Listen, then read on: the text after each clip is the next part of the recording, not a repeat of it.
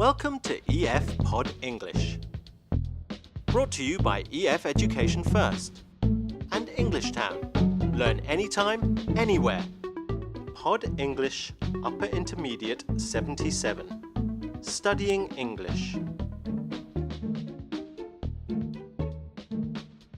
In today's lesson, we're going to learn how to use linking words, also called discourse markers. We're going to look at using well and for example. Before we watch the movie, I'll teach you some vocabulary which may be new to you. For example, variations. We use this word when there is a slight difference between things of the same type. For example, there are many variations of the Chinese language. This means although there is one language, it may be different from place to place. Linguistics. This is the study of languages. Are you ready to watch the movie? An examiner is asking a student several questions about his study plans.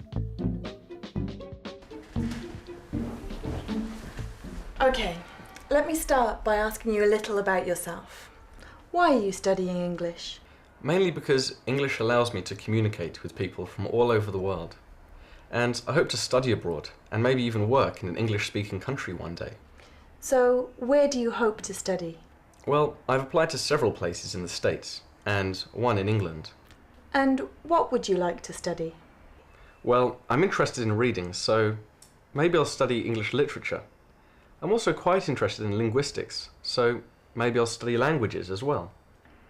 Okay, so you're interested in the different variations of English spoken around the world. Can you tell me some of the differences between American and British English? Well, for one example, the present perfect tense is less commonly used in American English. For example, a British speaker will say, "Have you eaten?" But an American speaker will say, "Did you eat?" Good. Can you think of anything else? Well, there are many variations in vocabulary. For example, Discourse markers such as well, for example, indicate what's coming next, and they connect ideas when we speak. They also give us a little bit of time to think. How does the student start his answer when the examiner asks, "What do you hope to study?" Let's watch again to see. well, I'm interested in reading, so maybe I'll study English literature. He says, "Well, I've always enjoyed reading, so I hope to study English literature." The student uses well to gain some time while he thinks of his answer. Let's look at another example from the movie. What does he do here? Well, for one example, the present perfect tense is less commonly used in American English. For example, a British speaker will say, "Have you eaten?" But an American speaker will say, "Did you eat?" The student answers the question and then wants to link his answer to more information. So he says, "For example." By saying "for example," the listener knows what's coming next too.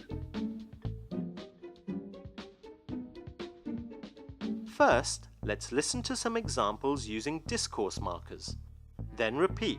Well, I've applied to several places in the States and one in England. Let's repeat that. Well, I've applied to several places in the States and one in England. Let's try another one. Well, I'm interested in reading, so maybe I'll study English literature. Now repeat after me again. Well, I've always enjoyed reading, so I hope to study English literature. Well done. Today we've learned about two discourse markers. Well, for example. Join us again soon for another lesson. Bye.